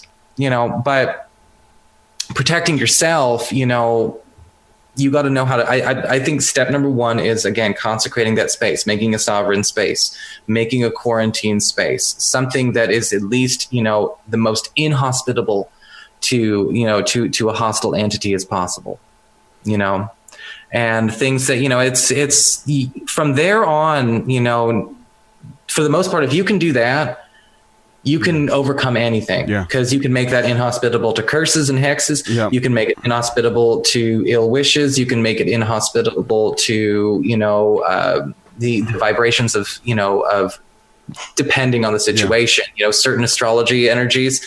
And so that's what you need to start doing. We just, and you could do it by making holy water. You can do it by practicing that. I mean, that's a good practice. That's one of the things I always tell people, like, no, you need to learn how to exercise salt and make some damn holy water. Like, that's the first thing anyone needs to do. I don't care what your practice is.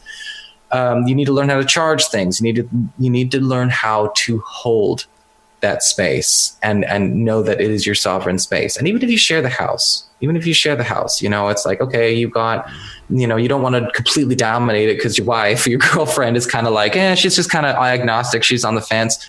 I'm not saying like be a dictator. You're just basically saying, just like you would say, hey, the only thing that you're dictating to your partner or to your roommate or your kids or your parents or whoever's living with you, the only thing you're dictating is, common sense. All right. When you're dictating to the house, don't allow demons inside. That's like saying, look, don't let a bunch of crackheads in. Okay. Is that oppression to your relative? Is that oppression to your girlfriend to be like, no, I don't want you bringing up any crackhead, just a whole bunch of crackheads sit off the street to sleep, to sleep in the living room. No. You might not have a living room when you wake up. Yeah, exactly. Like you don't need to, that's not oppression, so you got to be comfortable with taking that. You're right. It's like inviting them in, man. It really relates a lot to, microscopic organisms, microscopic bacteria, in the way that functions, in the way that you can't see them without a special lens or a trained eye. And in the spiritual sense would be like the third eye, being able to see into the spirit realm or be able to sense them on or around people. They work the same type of way, in the same way of there's medicines, there's things, there's healthy food that you can put within your body that will make your body inhabitable for certain bacteria and certain things that will make you sick, and strengthens your immune system. Spiritually, you can strengthen your immune system. The weird thing though is, and we've talked about this in a lot of episodes, is that like the ancients kind of equated them to be one and the same. Like they thought that these microscopic beasts and these little monsters and these things that you can only see with a special magnifying glass, that was the spiritual warfare. Those were the spirits from the outer realms trying to influence us and make us sick and give us diseases and things like that, and so the lines kind of really get blurry there. There's old banishments for like stomach worms and casting the worms out of your body, and the dragons of Revelation. Like they believe like that's what these things were, the dragons and the beast and the demons and stuff. Sure. that we fought with. It's really interesting.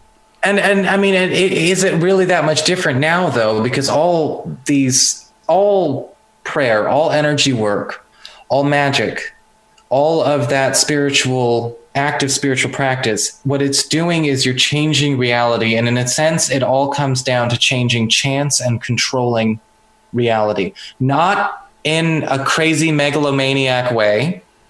Yes, some people will go there. Doesn't matter who they are. Doesn't matter what religion they are. We've seen it happen.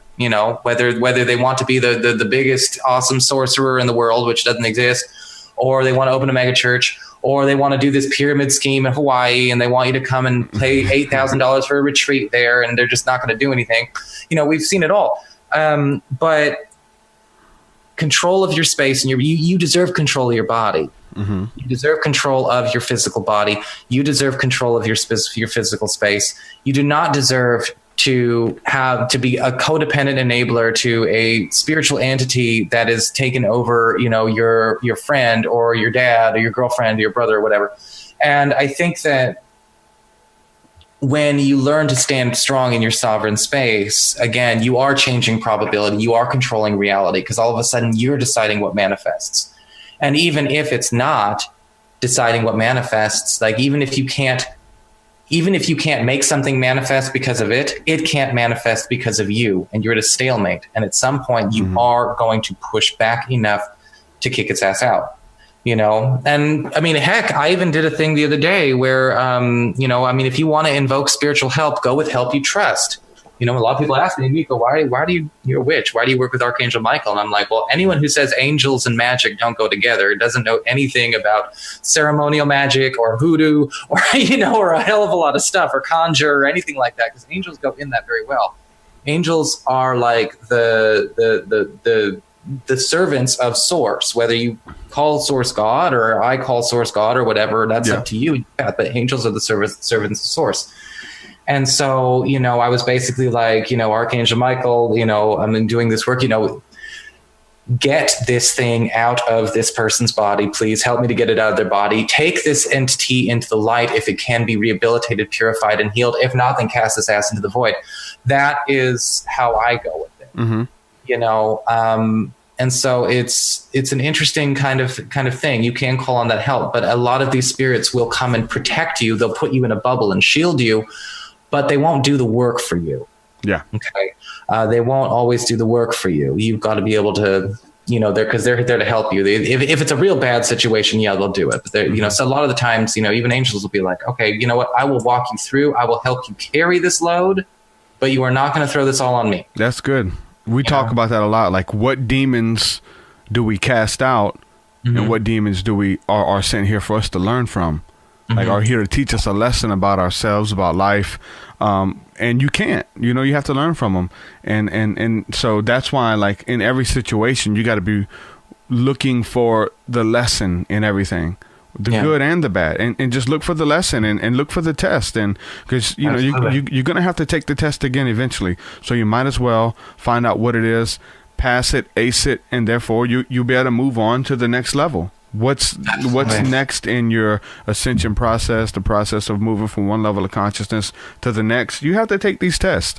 No matter what type of character flaws that you have to learn from. You have to move on to the next. And whether it's, we've been talking about it the whole show.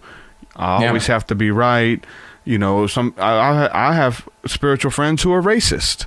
They have to get over that. They have to let that go. You know what I'm saying? There's people who look down upon people who eat meat. Like, there's just all of these different contentions that this is the way, the only way. So-called, exactly. It's like so-called awakened homophobes or so-called spiritually all love and light, we go into like racist or classist.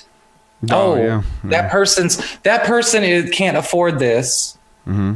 What did they do? What is their karma, or why can't they? Or they're so low vibe. And it's like, hold on a second. Yeah. Now, it's one thing to have, a discussion about abundance and prosperity. It's another thing to go and blame somebody for their situation when they weren't set up the way you were.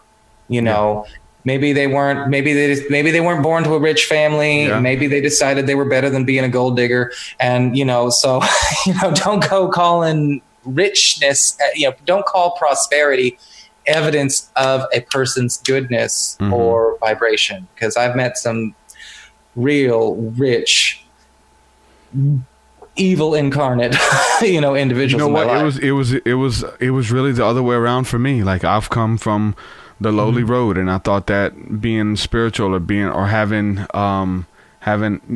spirituals is a good example of looking at Jesus as being the poor righteous teacher, and you have to deny the beautiful things in life. You have to deny yourself, which is really coming from like a Gnostic standpoint, that you're not supposed to have anything good, and you're supposed to deny the delicacies of life and to decadence. Watch out for decadence. I can't remember how it's phrased, but but that's totally not the truth. Like, that's not how it's supposed to be. Like, you're just it's like denying all the fun stuff and beautiful stuff in life. And no, I don't mean it that way, because I grew up very poor, which is kind of funny, because it's like, when you think about it, I have a family that actually like did pretty well, and it was, won't go too far into it, but my dad wanted to kind of abstain from what he considered to be excess and materialism and things like that. But he also made some choices financially, for us that,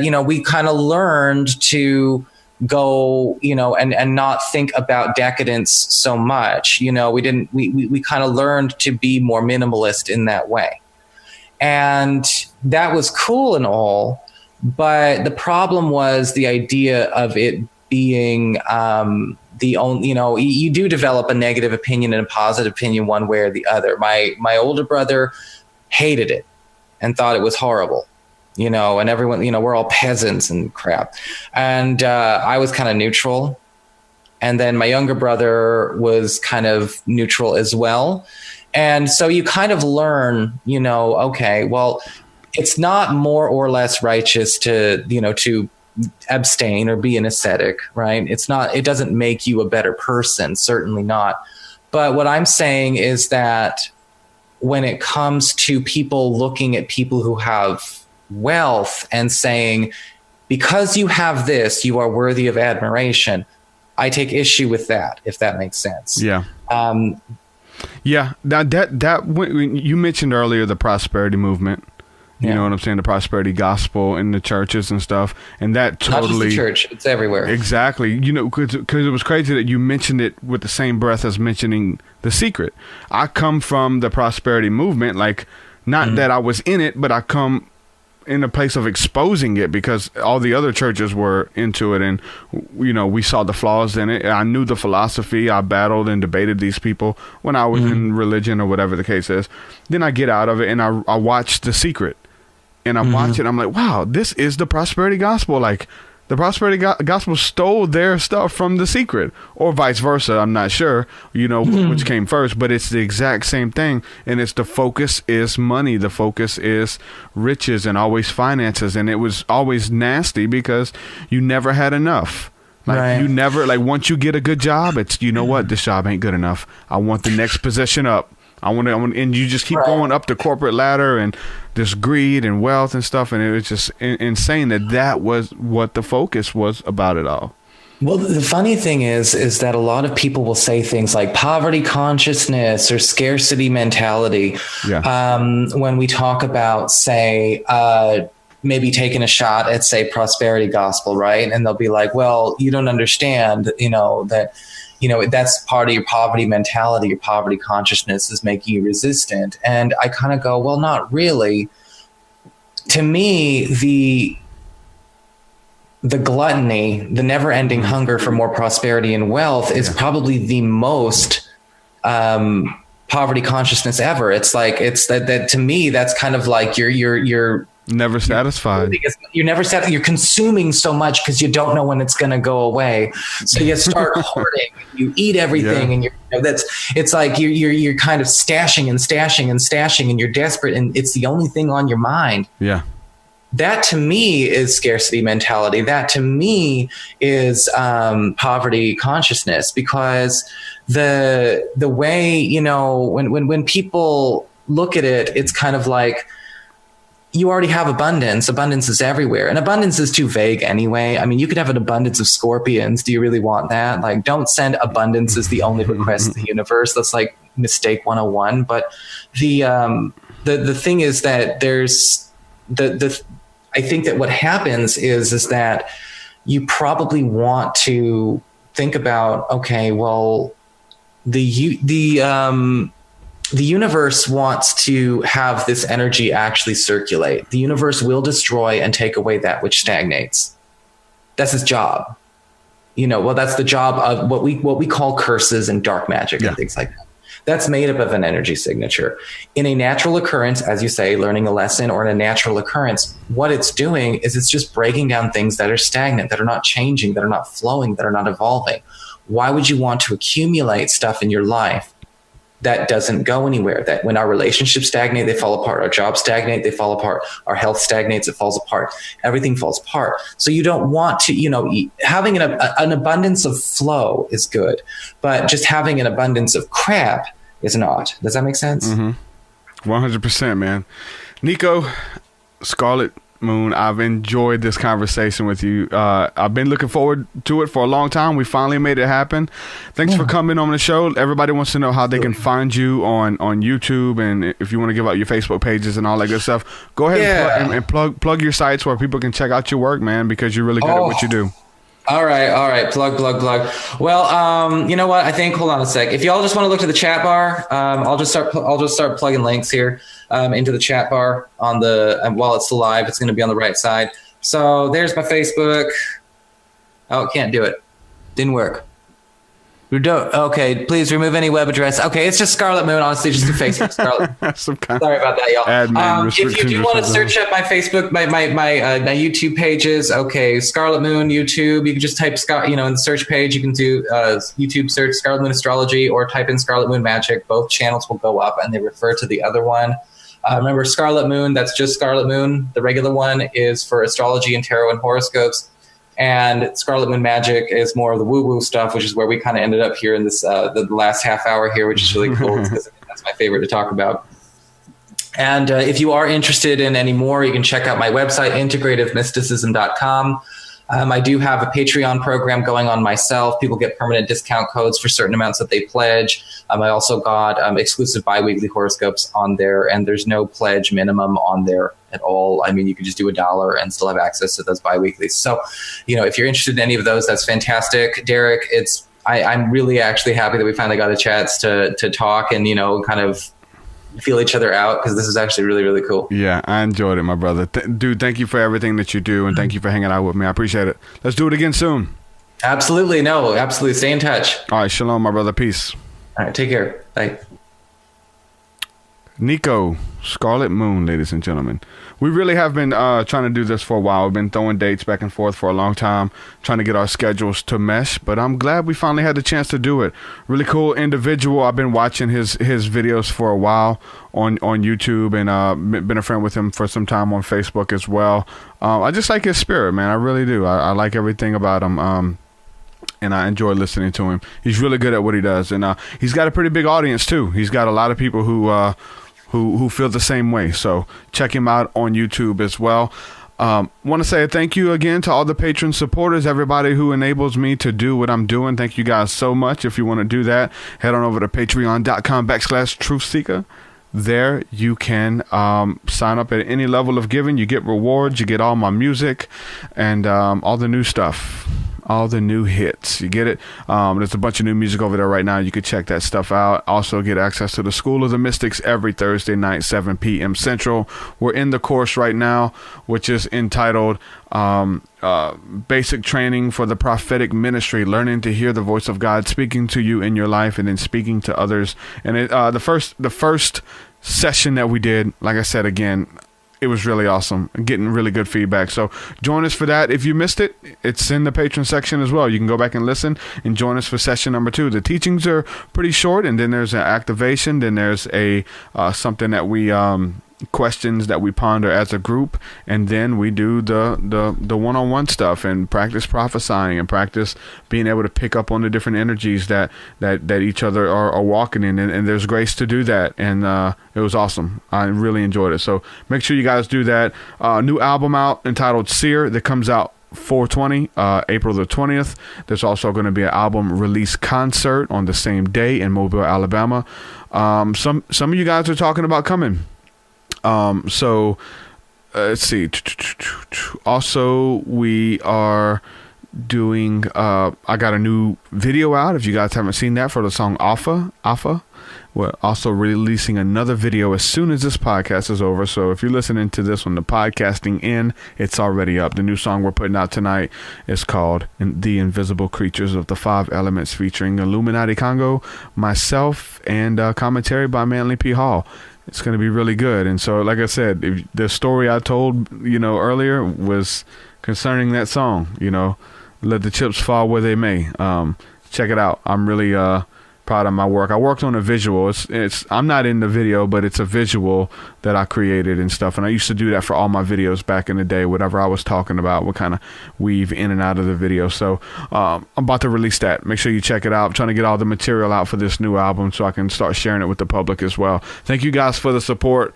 I couldn't do it without you.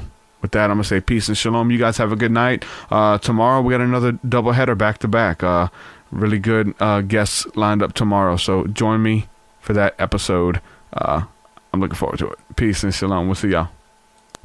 Your will so much higher than mine, so much higher than mine. Your will so much deeper than mine, so much deeper than mine. Well, that does it for this episode, folks. To hear more episodes of the TruthSeekah podcast, head over to TruthSeekah.com. And if you're wanting to support the show and get rewards, go to our Patreon page at patreon.com/TruthSeekah.